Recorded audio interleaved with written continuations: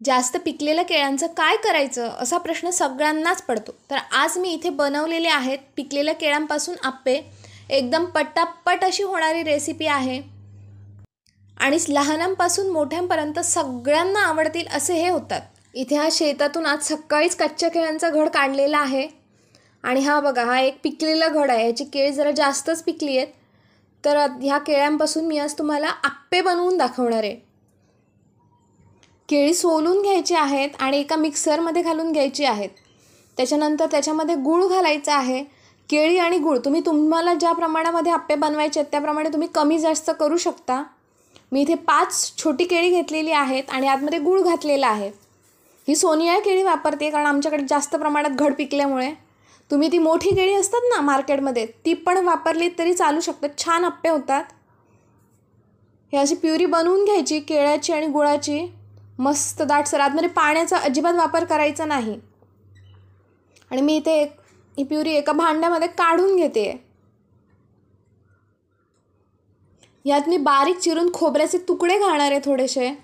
त्याच्यामध्ये काजूचे तुकडे घालणार आहे आणि मनुका घालायचेत.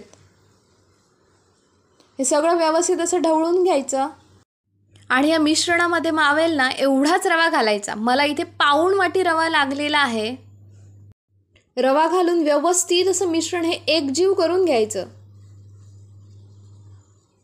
आणि इथे मी 2 चमचे तांदळाचं पीठ घेतलेलं आहे. 2 चमचे तांदळाचं पीठ घालून घ्यायचं आतमध्ये आणि व्यवस्थित असं ढवळून घ्यायचं हे मिश्रण.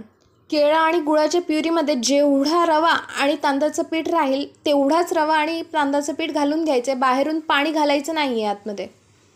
आणि व्यवस्थित असं हे ढवळून घ्यायचं आणि आपल्याला झाकून 10 मिनिटासाठी असंच बाजूला ठेवून द्यायचं आहे. म्हणजे रवा आपला छान असं पाण्यामध्ये फुगणार तो. आपली इथे 10 मिनिटं झालेली आहेत. 10 मिनिटानंतर हे व्यवस्थित असं सारण ढवळून घ्यायचं आहे. बॅटर हे पूर्ण जे आपण बनवलेलं आहे ना ते. आणि मी इथे पाव वाटी दूध घेतलेलं आहे. त्यातलं मी थोडंसं दूध घालून थोडं दूध घालून थोडंसं पातळ करून घ्यायचं. हे एकदम जाडसर असं तयार होतं रवा फुलल्यामुळे. हे बघा, अशा पद्धतीने हे बनवून घ्यायचं. आणि इथे मी बेकिंग पावडरचा वापर करते. अर्धा चमचा बेकिंग पावडर वापरलेली आहे. आणि ह्याच्यात जे पाव वाटीतलं मी थोडंसं दूध ठेवलेलं हे मी ह्याच्यावर घालून घेते. व्यवस्थित असं सगळं मिश्रण ढवळून एकजीव करून घ्यायचं.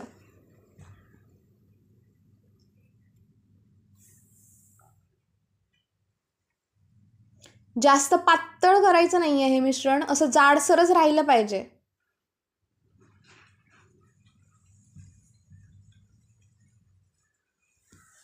इथे मी आता एक आप्पे पात्र घेतलेलं आहे. त्याच्यामध्ये तेल लावून घ्यायचे ते आप्प्याच्या भांड्याला आपल्याला. आणि त्याच्यामध्ये हे सारण जे आहे ना आपण बनवलेलं ते सगळं आतमध्ये घालून घ्यायचं व्यवस्थित. आप्पे आपण ज्यावेळी बनवतो ना त्यावेळी गॅस अजिबात मोठा करायचा नाही. एकदम बारीक गॅसवरच आप्पे बनवायचे आहेत.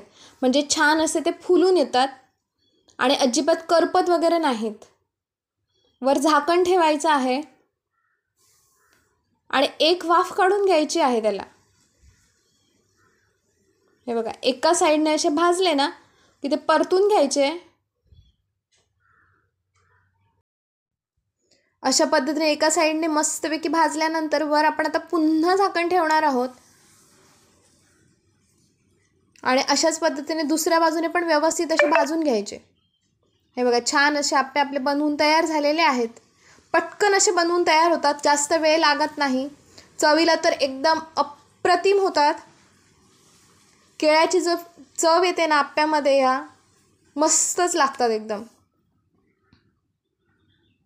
लहान मुलांच्या डब्यासाठी तुम्ही देऊ शकता किंवा मधल्या वेळेला खाण्यासाठी पण बनवू शकता. नाश्त्यासाठी तर एकदम बेस्ट पर्याय आहे. तुम्ही नक्की बनवून बघा. आणि आतमध्ये जे आपण ड्रायफ्रूट्स वगैरे घालतो ना त्यामुळे ते थोडं चावताना असं छान लागतं. हे मी तुपाबरोबर खाल्लेले आहेत कारण गोड आप्पे तुपाबरोबर छान लागतात.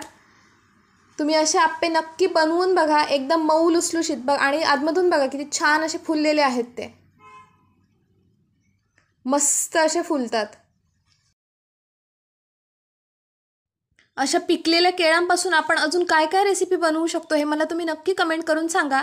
आणि आजचा जर व्हिडिओ माझा तुम्हाला आवडला असेल तर माझ्या व्हिडिओला लाईक आणि शेअर करा आणि माझ्या चॅनलला सबस्क्राईब करा. धन्यवाद.